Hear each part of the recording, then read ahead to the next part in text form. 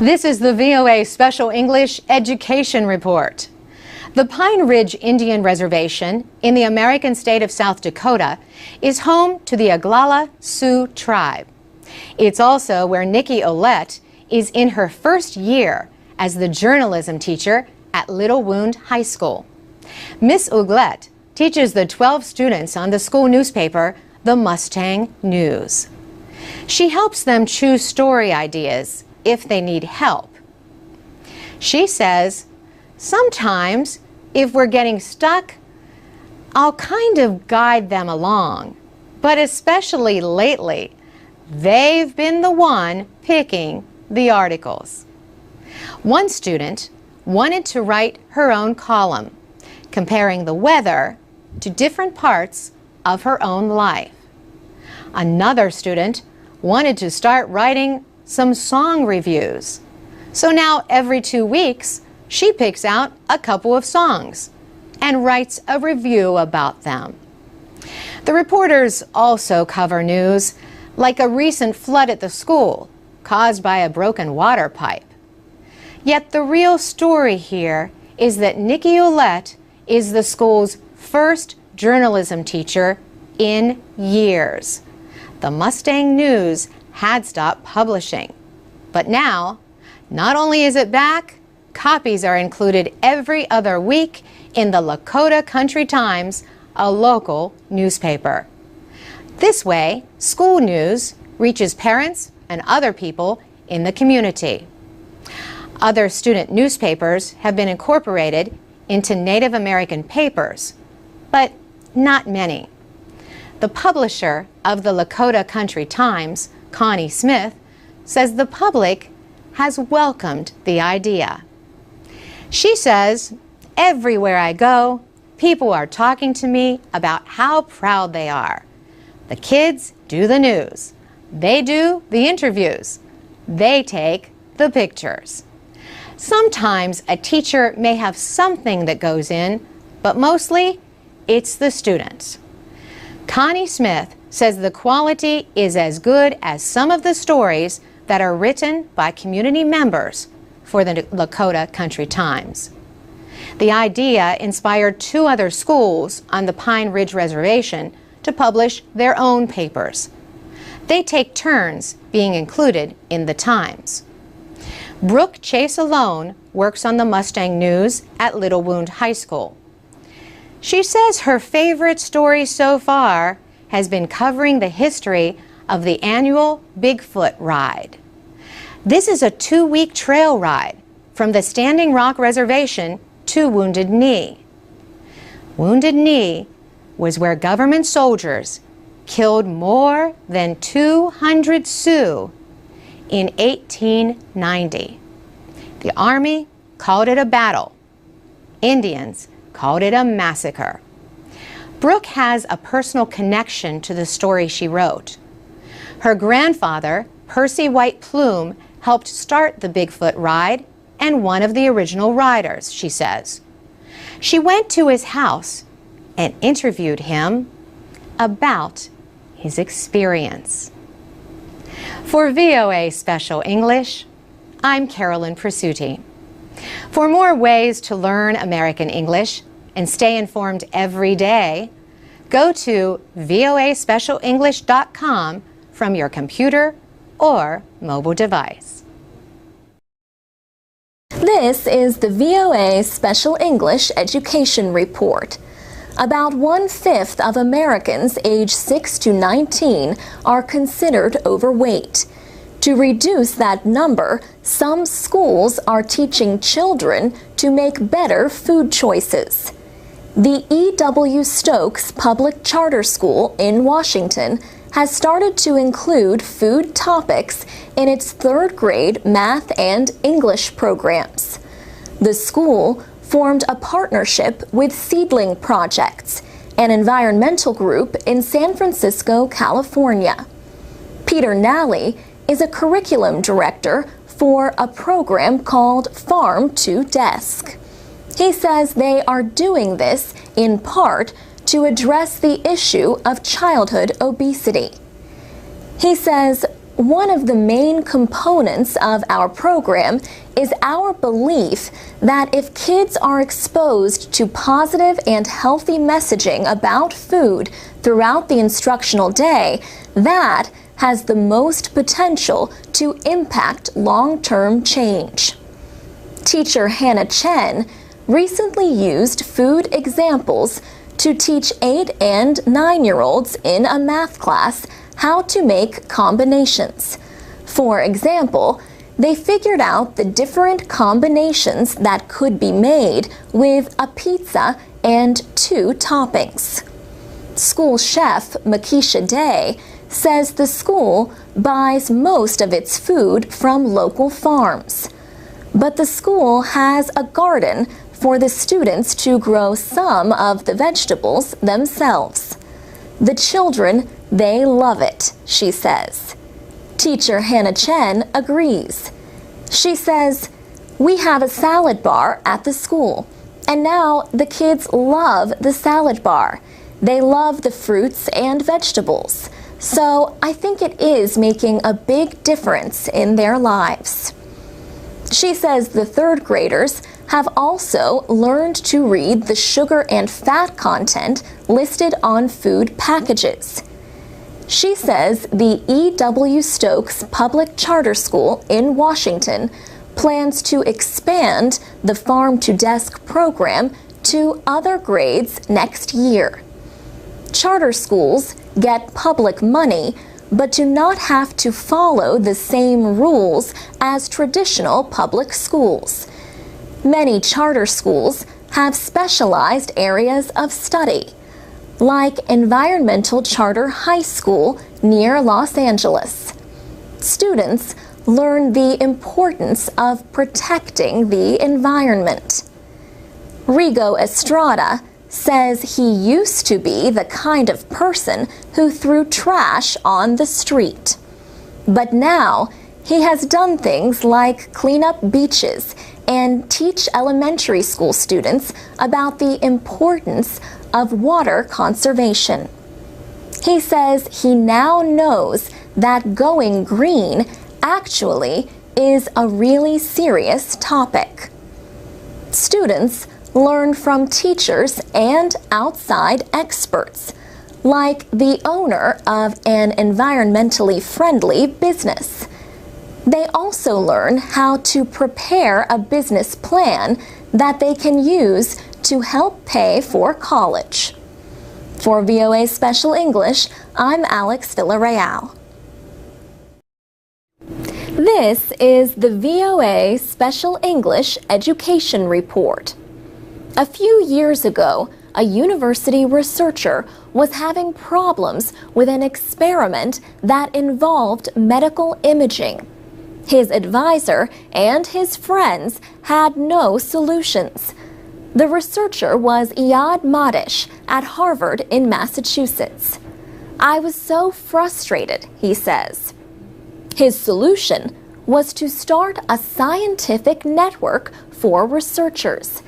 It lets them connect with each other and share information about their research and their publications.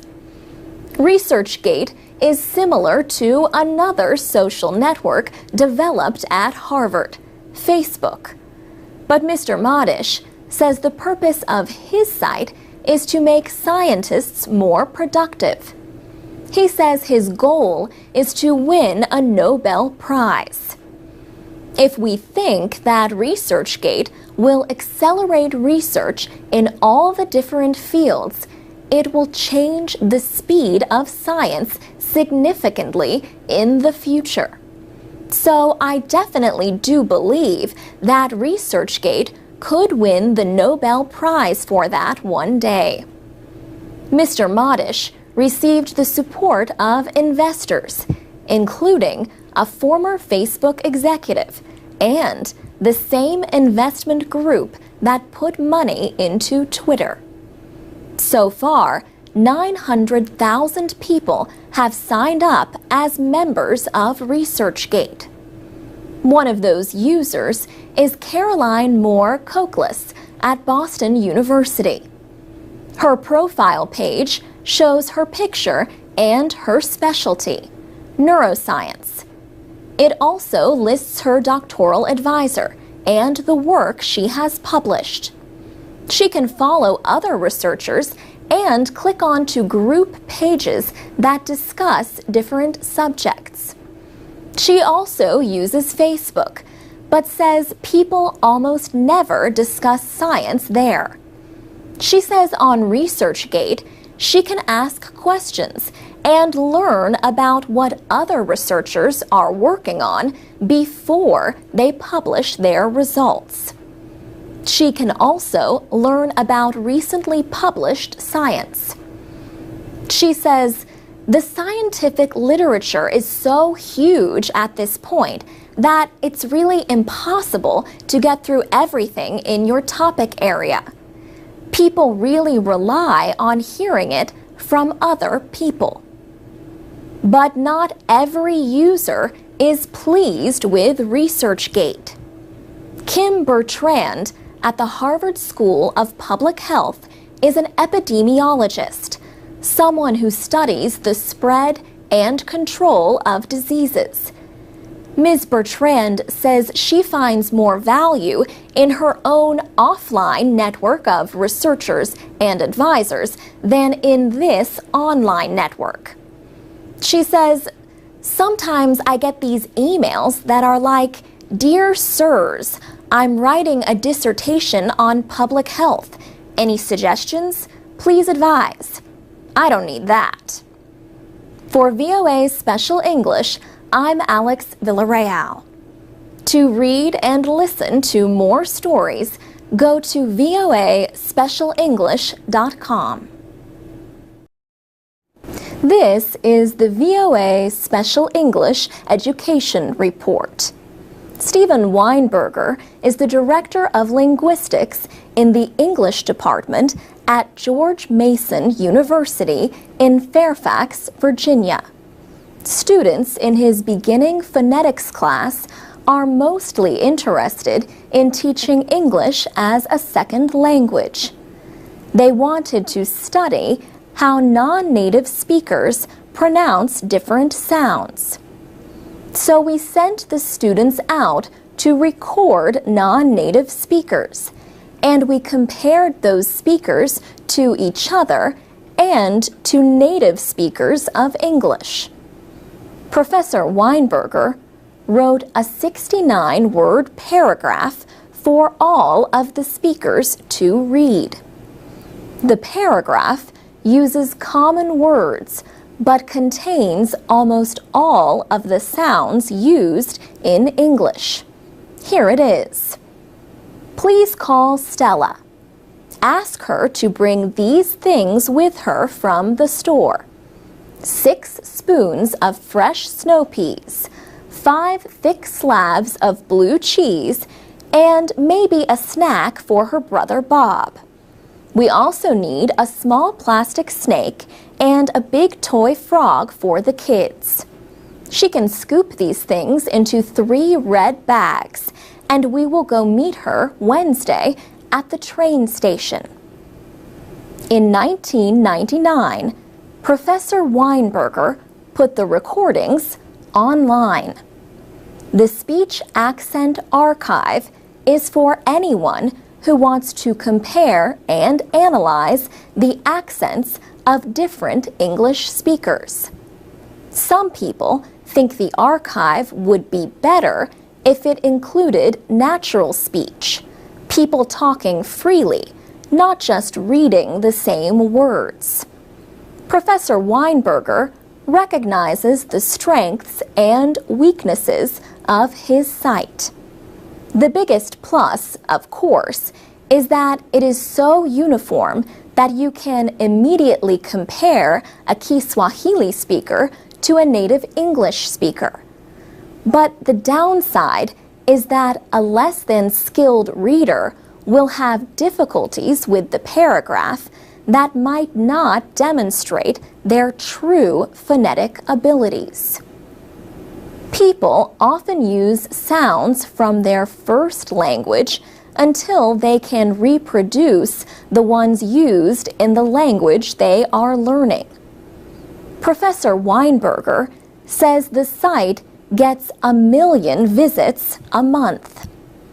We get notices from speech pathologists, from computational engineers who do speech processing, from PhD students who want to do research on bias and accent judgments, from actors who need to learn a special part. The archive contains more than 1,500 recordings. Professor Weinberger would like more people to send in their own samples. There are about 6,000 languages in the world today. The archive only has samples from about 350 of them. For VOA Special English, I'm Alex Villarreal. This is the VOA Special English Education Report. This week on our program, we answer a question from Japan. A listener named Maki would like to know if the test known as the TOEIC is popular in the United States. TOEIC is the test of English for international communication. It measures the ability of people to communicate in the workplace using everyday English. The Educational Testing Service in Princeton, New Jersey, develops and administers the TOEIC. It says more than 9,000 organizations use the test in more than 90 countries. Each year, the TOEIC is taken in the United States about 20,000 times. So how popular does that make it? Well, consider that last year the test was given more than 5 million times worldwide.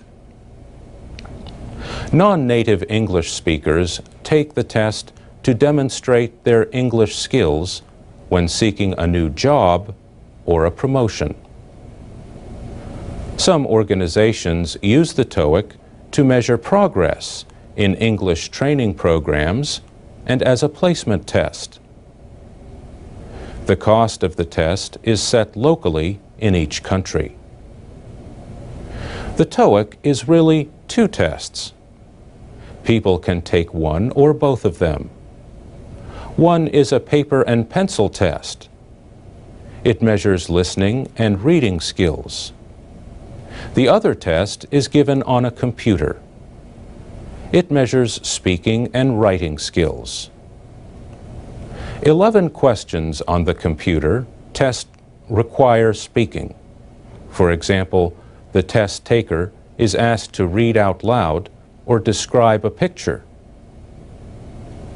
8 other questions require written answers, including an opinion essay. We visited the ETS website for more information about the TOEIC, but one of the first things we saw was a warning about a phishing scam. A phishing scam is a kind of crime that uses email to trick people into providing financial or other personal information. In this case, the emails claim to be from the Educational Testing Service. Spokeswoman Christine Bettinelli advises people taking the TOEIC to be suspicious of any emails claiming to be from ETS. They should be especially suspicious of messages that ask for information that they have already provided for the test. The spokeswoman says if you get an email you are not sure about, forward it or send a separate message to contactets@ets.org. And that's the VOA Special English Education Report. You can learn more about English language tests from our Foreign Student Series at voaspecialenglish.com. You can also find transcripts, podcasts and captioned videos of our reports, and post comments and questions. This is the VOA Special English Education Report. Last time, we talked about massive open online courses, also called MOOCs. Tens of thousands, or even more people, can take these classes all at once. You can be anywhere in the world to take a MOOC. All you need is a computer and a network connection. MOOCs add to a tradition of what is known as distance learning. For years, many colleges have offered classes that are taught partly or mostly online. MOOCs are available in subjects like computer science, engineering, or mechanics. Can MOOCs in subjects like arts or the humanities be as effective? Scott Anderson teaches philosophy at the University of British Columbia in Canada. He sees both good and bad sides to online courses. Mr. Anderson believes that some parts are fine. For example, when a teacher gives a presentation to the class, there is no special reason why students need to be physically present to hear it. And he says there is no reason why they need to be physically present to do readings. Mr. Anderson says increased numbers of people taking MOOCs can mean less communication between students and teachers. He says two ways to deal with this are by adding more teachers and graders and setting up online discussion groups. Lisa Jadwin teaches English and American literature and writing at St. John Fisher College in New York. She says online education has some weaknesses for her subjects.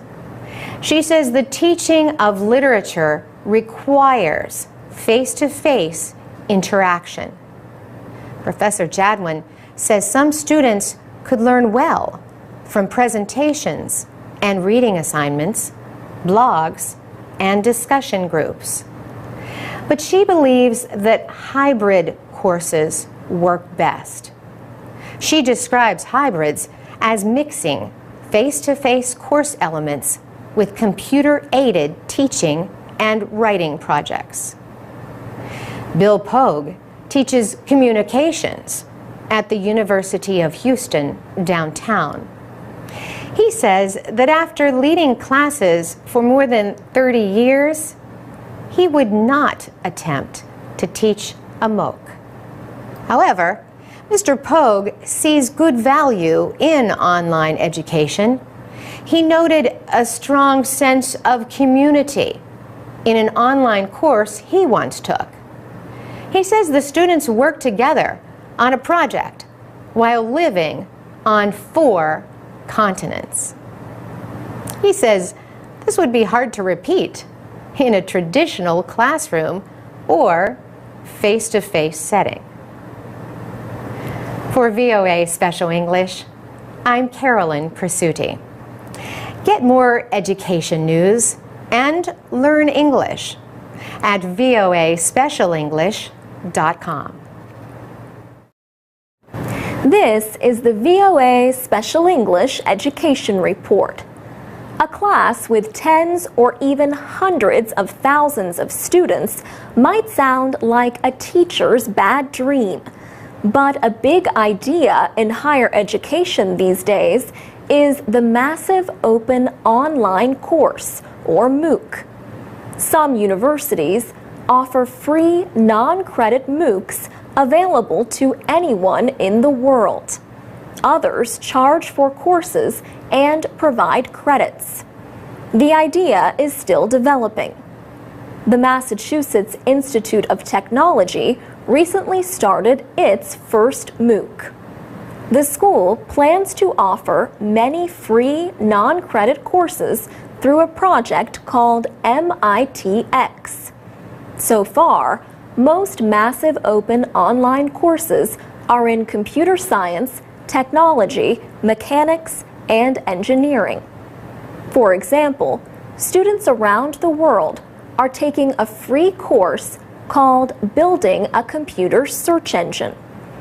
Two computer scientists, Sebastian Trun and David Evans, are offering this course through Udacity.com. Mr. Evans is on leave from the University of Virginia.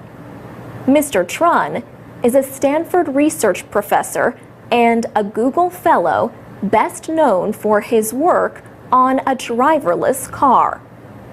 For 6 weeks, the students watch short videos and then take informal quizzes. Mr. Evans says the quizzes are part of the lecture to keep students engaged and keep them thinking. The quizzes are not graded, and students can try them as often as they want, whenever they want. They can also watch the videos repeatedly. Students receive homework and join online groups to exchange questions and answers about the course. The teachers hold virtual office hours to answer questions that the students have voted to send them. They also present their own questions and observations. The students take a final examination to show where they rate in the class. Everyone who finishes the course receives a grade and proof of completion. Top students get letters documenting their work. Mr. Trun started Udacity, which supports free MOOCs. Udacity hopes to make a profit in the future by connecting possible employers with interested students. On his Stanford homepage, he says he wants to democratize education. Education, he says, should be free, accessible for all, everywhere, and anytime. David Evans says online courses can deliver high-quality education to many more students at much lower cost, but he recognizes the limits. His hope, he says, is that the best traditional universities will be able to focus on the things they can do really well that can't be done better through an online university. For VOA Special English, I'm Alex Villarreal. I'm Alex Villarreal with the VOA Special English Education Report. Some students get so nervous before a test they do poorly, even if they know the material. Sion Bylock is a psychology professor at the University of Chicago in Illinois. She has studied these highly anxious test takers. She says students might even start worrying about whether this exam is going to prevent them from getting into the college they want. She says when students worry, they use up attention and memory resources that could be used on the test. Professor Bylock and another researcher, Gerardo Ramirez, have developed a possible solution. Just before an exam, highly anxious test takers spend 10 minutes writing about their worries about the test. She said when students write about their worries on paper, they think about the worst that could happen. They might realize it is not as bad as they thought it was. And writing about it prevents these thoughts from popping up when they are taking the test. The researchers tested the idea on a group of 20 anxious college students. They gave them 2 short math tests. After the first one, they asked the students to either sit quietly or write about their feelings about the upcoming second test. The researchers added to the pressure. They told the students that those who did well on the second test would get money. They also told them that their performance would affect other students as part of a team effort. Professor Bylock says those who sat quietly scored an average of 12% worse on the second test. But the students who had written about their fears improved their performance by an average of 5%. Next, the researchers used younger students in a biology class. They told them before final exams either to write about their feelings or to think about things unrelated to the test. Professor Bylock says highly anxious students who did the writing got an average grade of B+, compared to a B- for those who did not. But what if students do not have a chance to write about their fears immediately before an exam or presentation? Professor Bylock says students can try it themselves at home or in the library and still improve their performance. The researchers wrote about their findings in the journal Science. For VOA Special English, I'm Alex Villarreal. Tell us how you deal with anxiety before a big event. Share your comments at voaspecialenglish.com or on Facebook and Twitter at VOA Learning English. I'm Alex Villarreal with the VOA Special English Education Report. Songs teach language. Consider a song like Tom's Diner by Suzanne Vega. An American teaching English overseas once told us that students love that song. Recently, we asked people on the Special English Facebook page to suggest other songs that English learners might like. Noemi Nito wrote, "I'm one of those English students who love Tom's Diner. I started learning English with Lemon Tree by Fool's Garden. Another favorite is Truly Madly Deeply by Savage Garden." Another person, Asi Tambunan, suggested the song God Only Knows by Orianthi. Yongi Yako wrote that ABBA's songs from Sweden are perfect for class work. Other good songs for learning English are songs by the Beatles and John Lennon, as well as Louis Armstrong's Wonderful World. Paul Cifuentes says Bob Marley's songs are amazing for teaching. Another teacher, Joseph Decca, says songs by Johnny Cash have always worked in his classroom.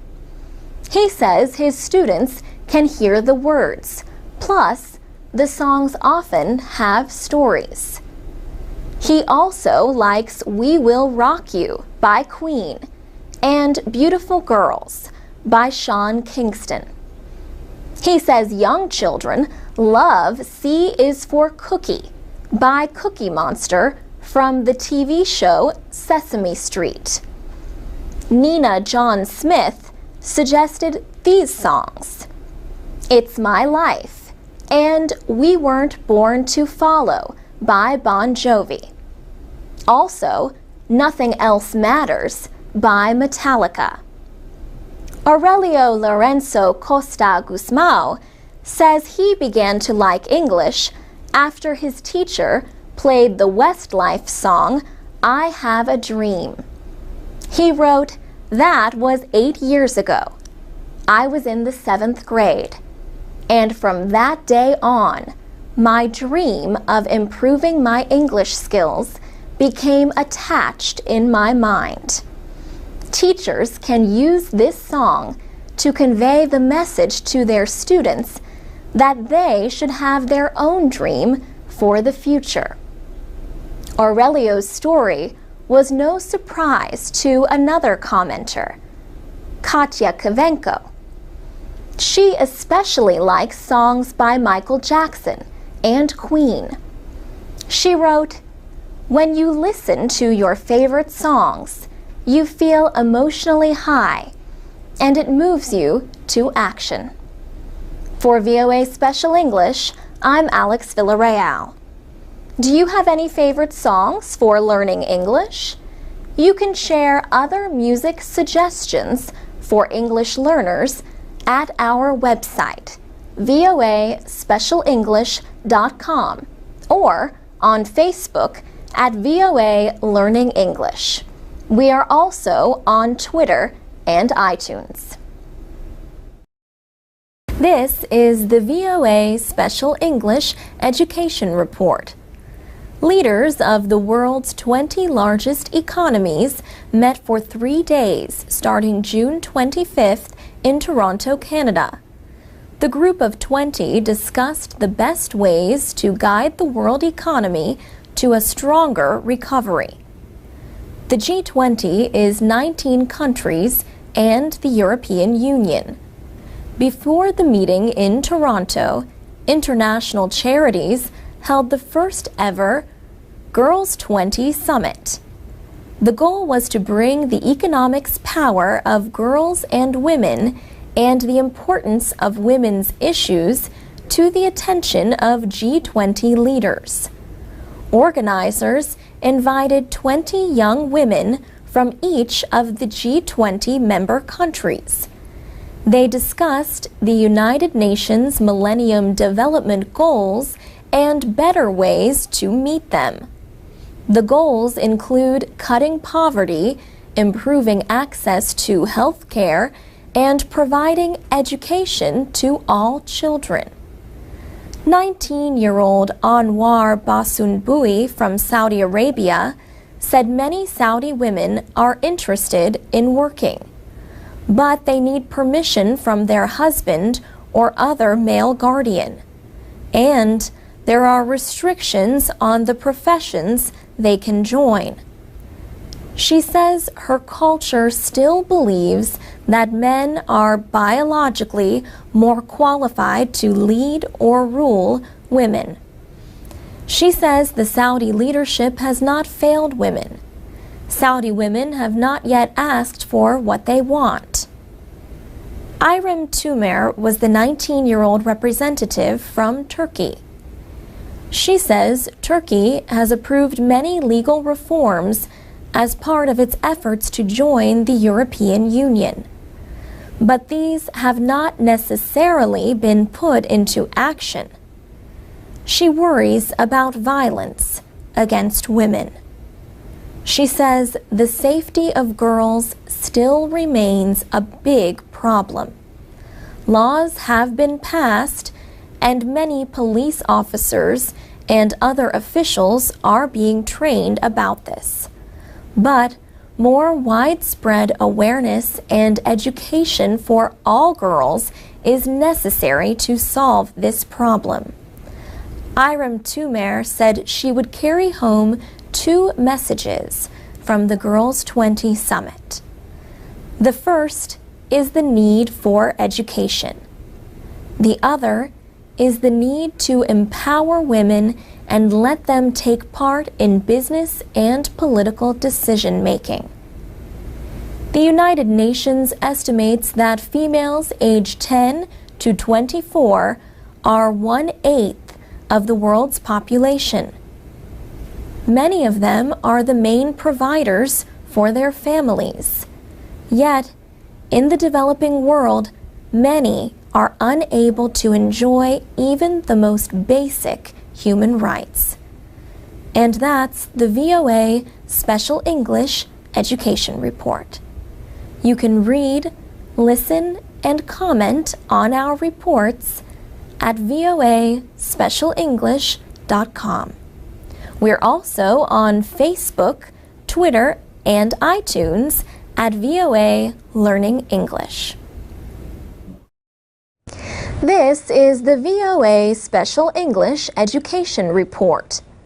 The Obama administration says American schools should produce students who are college and career ready. What is the best way to do that? The National Center on Education and the Economy has some ideas. The center will be working with 8 states on a project to test board examination systems. Students who volunteer will take board examination classes similar to those found in other parts of the world. Once they pass the exams, they can leave high school as early as the end of the second year. Mark Tucker is president of this nonprofit organization. He says the aim is to make sure students finish high school with enough skills to succeed in at least a 2-year college. He says, in the United States, one is expected to go to high school for 4 years, and you get a diploma just for showing up or attending. It doesn't particularly attest to any level of accomplishment.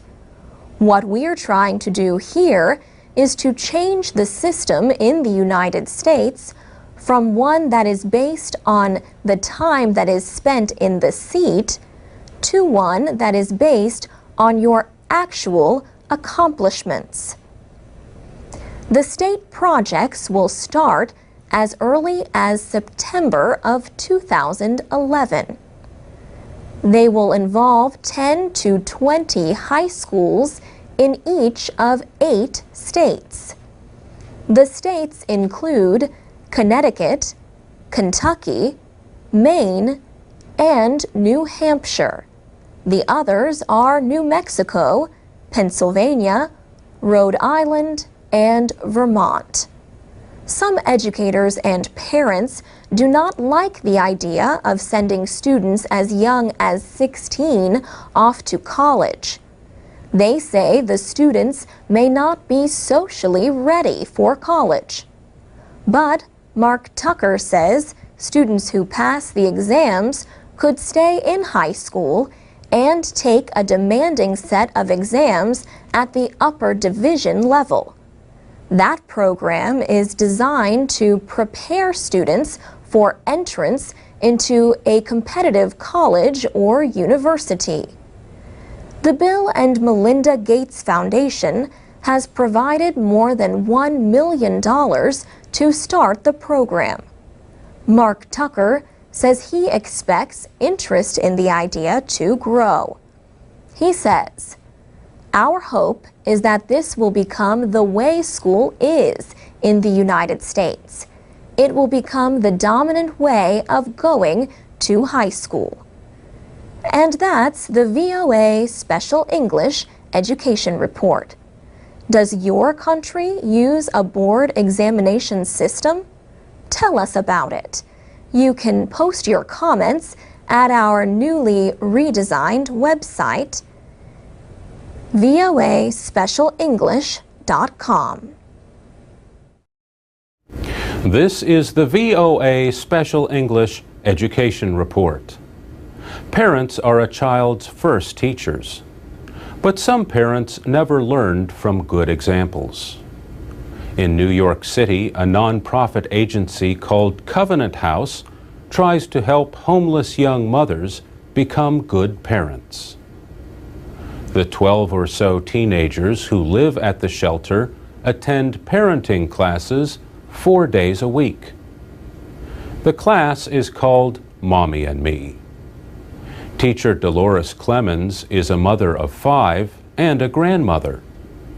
She teaches basic skills, like how to give a baby a bath and how to dress a baby depending on the season. She remembers one student who learned from her mother not to pick up a crying baby. The mother said that would only make the child needy and overly demanding. Dolores Clemens told the student, "That's not true. You have to hold your baby. He is crying for a reason. If you never pick him up, he is going to keep crying. Pick your baby up. Cuddle your baby. Hug him." Dolores Clemens says her students also learn how to be good mothers by letting themselves be mothered. She said, "I'm doing something for them that never has been done for them before." Around 350 teenage mothers graduate from Covenant House's Mommy and Me class every year. Natasha is in class one day with her baby son. She lived on the streets. She is glad not only for the warmth and shelter of Covenant House, she is also glad for the help they offer in seeking a more secure life.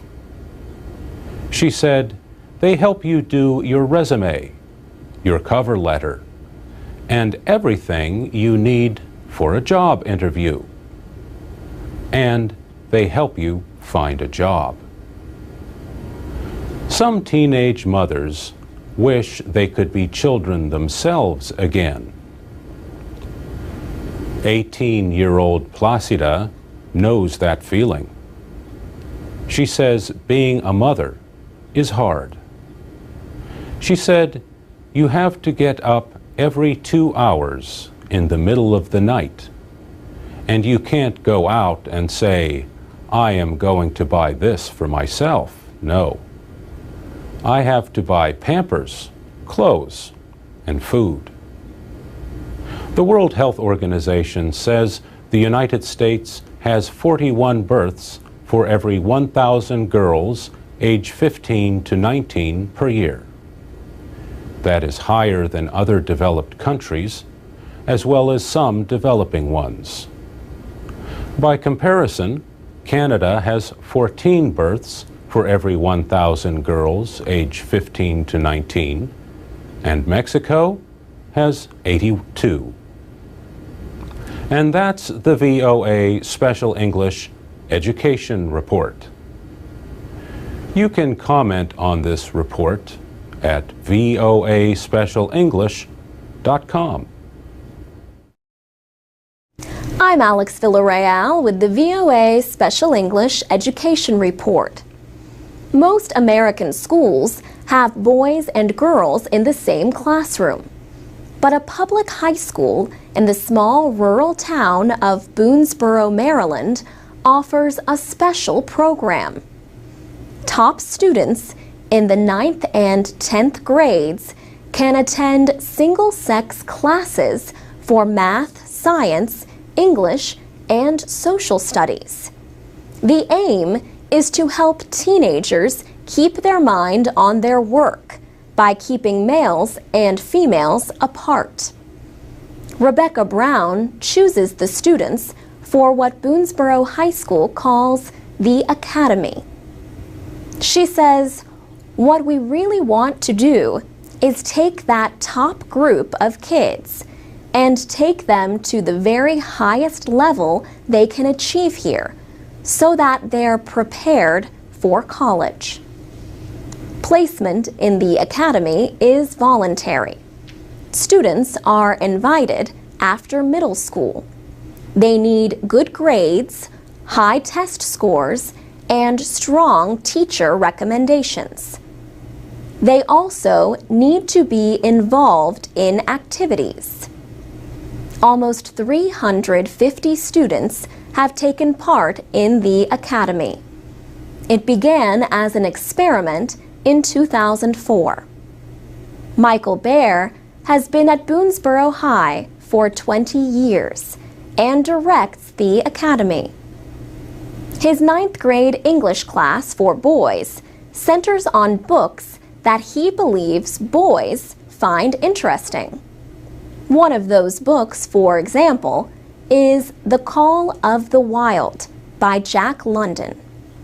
This classic story tells of a dog stolen from his home and sold to work as a sled dog during Canada's Klondike Gold Rush. On this day, the students are working in small groups. Two students explain why they are drawing pictures that relate to the story. Drawing helps them visualize the setting of the story and gets them to think more about the important events of the story. Morgan Van Fleet is a senior at Boonesboro High. She likes being in the academy. She says boys and girls act differently when they are together in a classroom. She says it is easier to focus on the lesson and the homework in a single-sex class. There is one activity that girls and boys in the academy do together. At the end of the day, many of them stay and help tutor students who are having trouble in school. For VOA Special English, I'm Alex Villarreal. Tell us what you think about single-sex classes. You can comment on our website, voaspecialenglish.com. You can also find transcripts and MP3s of our programs. And you can find us on Facebook and Twitter at VOA Learning English. This is the VOA Special English Education Report. Today, we answer a question from a listener in Brazil who wants to know about the United States Military Academy at West Point. West Point is a college for future Army officers. It has more than 4,000 students. The students are called cadets. The school is located about 80 kilometers north of New York City. West Point is the oldest continuously occupied military post in the United States.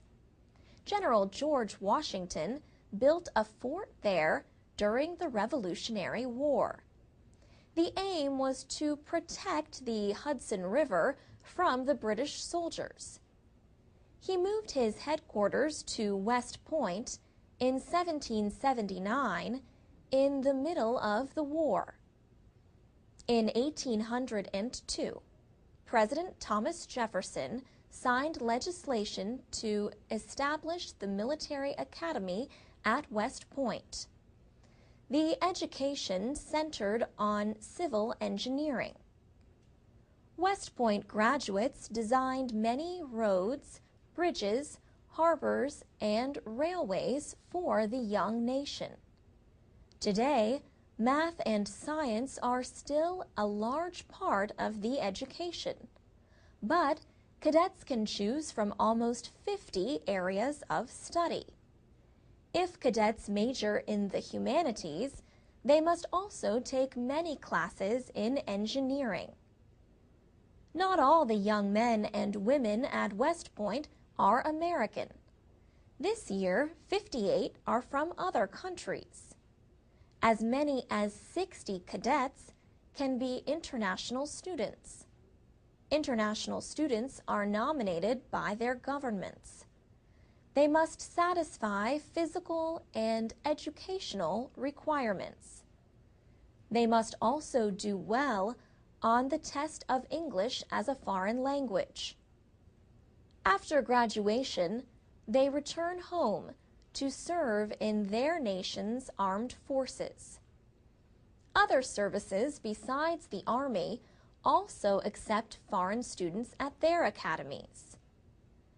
Major Joe Sowers, a West Point public affairs officer, says information about the military academy is available through American embassies. He says the presence of international students at West Point serves a purpose for the Army. Major Sowers says cultural understanding is important for a modern-day officer. He says the American cadets begin the process of understanding that the world is bigger than their hometown and West Point and the United States of America. He says it is important for the cadets to establish relationships with those who come from different backgrounds. And that's the VOA Special English Education Report. You can learn more about higher education in the United States from our Foreign Student series at voaspecialenglish.com. This is the VOA Special English Education Report. In 2009, Special English website users began posting comments about our stories on our website.